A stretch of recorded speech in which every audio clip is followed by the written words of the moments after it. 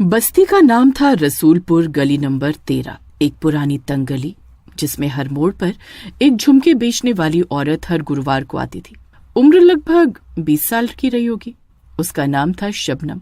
झुमके बेचने का काम करती थी। देखने में वो बहुत सुंदर थी। बहन जी, मेरे झुमके लेकर देखो, अगर सबने तारीफ ना की तो कहना। ठीक है, 2 जोड़ी निकाल दो, एक मैं अपनी बहन को भी दे दूंगी। लेकिन गांव की कुछ औरतें उसकी सुंदरता से जलती थीं। एक दिन गांव की कुछ औरतों ने उसे घेर लिया। तू अपने आप को बहुत सुंदर समझती है?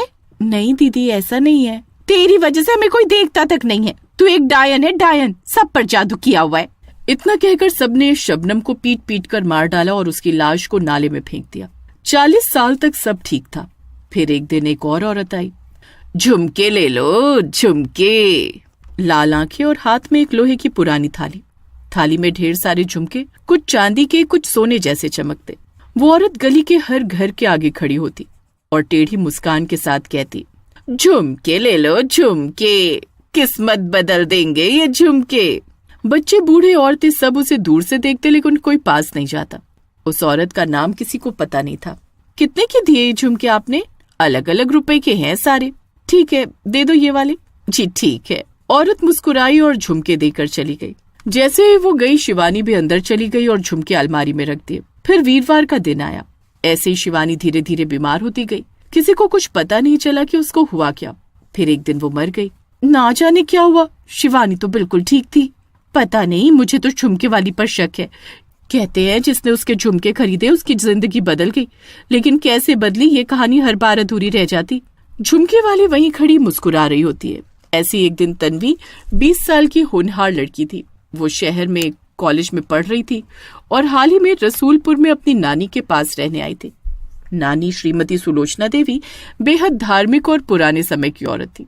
गली में पहली बार झुमके वाली को देखकर तन्वी मुस्कुराई। वाओ, कितने सुंदर झुमके हैं। नानी की आंखें फैल गईं। उसे दूर से देखो बच्ची, पास मत जाना, ये औरत चुड़ैल है। नानी, ये सब बातें अब कौन मानता है। लेकिन उसी रात तन्वी ने सपना देखा। एक औरत, वही पीली साड़ी वाली, उसके सिरहाने खड़ी थी और कह रही थी, ये झुमके पहनोगी तो सारी दुनिया तुम्हारी होगी। अगली सुबह तन्वी ने सब अनसुना किया और कॉलेज चली गई। लेकिन दोपहर को वो फिर गली में दिखी, झुमके वाली। झुमके ले लो, झुमके, सुंदर सुंदर झुमके। तन्वी ने नजरें चुराई, लेकिन झुमकों की चमक ने जैसे उसे खींच लिया। कदम अनजाने में ही उस ओर बढ़ने लगे। कितने के हैं ये? तू चाहे तो फ्री में ले जा, पर एक वादा करना होगा। क्या वादा? हर गुरुवार तुझसे कोई न कोई गहना लिया जाएगा, लेकिन बदले में तुझे और मिलेगा। तन्वी हंस पड़ी। उसे ये कोई मजाक लगा। अच्छा, मतलब आप मेरे साथ लेन देन करना चाहती हैं? हाँ, कुछ ऐसा ही समझो। तन्वी ने उसकी बातों पर गौर नहीं किया और बात करते हुए उसने एक जोड़ी नीले झुमके लिए और अपने कानों में पहन लिए। ये अच्छे लग रहे हैं ना मुझ पर? हाँ, बहुत। तो यही ले रही हूँ मैं। वो झुमके उतारने लगती है, लेकिन वो औरत उसको मना कर देती है। रहने दो, अच्छे लग रहे हैं, पहन के रखो। पहली रात कुछ नहीं होता, लेकिन दूसरे दिन से तन्वी की जिंदगी बदलने लग जाती है। कॉलेज के जो टीचर उसे नापसंद करते थे वो तारीफ करने लग जाते हैं। तन्वी, तुम जो भी काम करती हो सब अच्छा ही होता है बेटा। तन्वी को ये सुनकर अच्छा तो लगा, लेकिन आश्चर्य भी हुआ। तभी उसके पास रिया आई, जो उससे हमेशा चिढ़ती थी। उसने कहा, तन्वी, तुम आज बहुत अच्छी लग रही हो। जिन लड़कियों से उसकी नहीं बनती थी वो उसकी दोस्त बनने लगी। एक हफ्ते में ही तन्वी सोशल मीडिया की स्टार बन गई। लेकिन फिर गुरुवार आया। गली में झुमके वाली फिर आई। इस बार उसके हाथ में थाली नहीं थी, बल्कि वो दरवाजे पर दस्तक देने लगी। क्या बात है, नानी कहाँ है आज? तन्वी के कमरे का दरवाजा अपने आप खुला हुआ दिखा। अंदर कोई नहीं दिखा, लेकिन उसकी अलमारी में रखा सोने का कंगन गायब था, वही जो उसकी माँ की आखिरी निशानी थी। तन्वी रो पड़ी। तभी उसे याद आया वादा। ये झुमके ही है सारी परेशानी की जड़। अब तन्वी डरने लगी थी, लेकिन वो झुमके नहीं निकाल सकी। जब भी कोशिश करती, कान से खून बहने लगता। उसके सपनों में अब झुमके वाली हर रात। नानी सही बोल रही थी, ये चुड़ैल ही है। तन्वी अब समझ चुकी थी कि उसने मौत को बुला लिया है। अब हर गुरुवार को तन्वी के जीवन से कुछ न कुछ गायब होने लगा। कभी यादें, कभी कोई प्रियजन। एक गुरुवार उसकी बेस्ट फ्रेंड की रहस्यमयी मौत हो गई। जाने दो मुझे, ले लो अपने झुमके, लेकिन मेरे अपनों को छोड़ दो। तन्वी अब टूट चुकी थी। एक रात तन्वी अचानक गायब हो गई। नानी ने पूरे गांव में तलाश की, लेकिन उसका कोई पता नहीं चला। 3 दिन बाद रसूलपुर गली नंबर 13 में एक नई लड़की दिखी। हाथ में लोहे की थाली, पीली साड़ी, लाल आंखें उसने कहा, झुमके ले लो झुमके, किस्मत बदल देंगे ये झुमके। ये तो मेरी तन्वी की आवाज है। नानी भागते हुए उसके पास गई और बोली, बेटा तन्वी तू कहाँ चली गई थी? मैंने कहाँ कहाँ नहीं ढूंढा तुझे। लेकिन तन्वी जैसे अब होश में नहीं थी और बस बोले जा रही थी, झुमके ले लो झुमके। तन्वी की नानी ने कितने ही मंत्र पढ़े लेकिन तन्वी अब वापस नहीं आई। तन्वी अब गायब हो चुकी थी। सबको अब झुमके बेचने वाली से डर लगने लगा।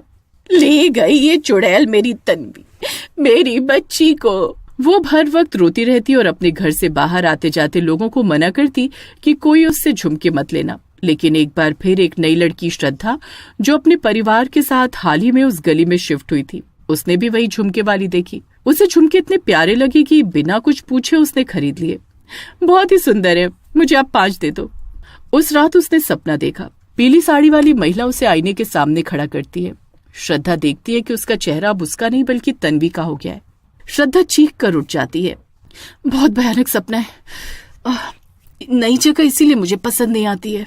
वो उठकर पानी पीती है और फिर सोने चली जाती है। इस बार वो आराम से सो पाती है। उधर नानी सुलोचना देवी अब थक चुकी थी। उन्होंने एक तांत्रिक भैरवनाथ को बुलाया। भैरवनाथ ने कई वर्षों से इस झुमके वाली आत्मा की कहानी सुनी थी। उन्होंने बताया कि शबनम की आत्मा अभी भी पुरानी बिस्कुट फैक्ट्री के पास जो नाला है उसमें कैद है, वहीं जहां उसकी लाश गाड़ी गई थी। तो क्या करना होगा बाबा? अगर उसकी अस्थियां सही विधि से जलाकर विसर्जित कर दी जाएं और उसकी थाली को कपाल धूप से शुद्ध किया जाए तो शायद उसकी आत्मा को मुक्त किया जा सके। लेकिन मुश्किल ये थी कि वहां जाना जानलेवा था। मैं जाऊंगी अपनी बच्ची के लिए। नहीं, सब साथ ही चलते हैं, यही सही रहेगा।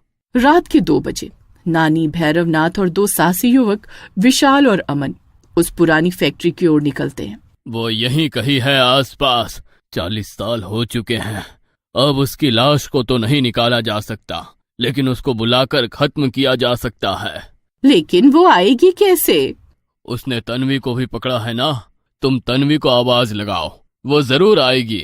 तन्वी, तन्वी बेटा, तुम कहाँ पर हो? आ जाओ अपनी नानी के पास, हम तुम्हें लेने आए हैं बेटा, चलो हमारे साथ। बाबा अपने मंत्र पढ़ना शुरू कर देता है और देखते ही देखते सामने से तन्वी चलते हुए आ जाती है। आपने मुझे क्यों बुलाया नानी? अब मैं आपकी तन्वी नहीं रही, अब मैं बस एक गुलाम हूँ, इन झुमकों की गुलाम। काश मैंने आपकी बात सुन ली होती तो आज मैं यहाँ नहीं होती। नहीं बेटा, ऐसे मत बोलो, हम तुम्हें बचाने ही आए हैं। कहाँ है वो चुड़ैल? तभी वहाँ पर चुड़ैल प्रकट होती है। मुझे ढूंढ रहे हो क्या तुम लोग? अब मुझे हराना मुमकिन नहीं है।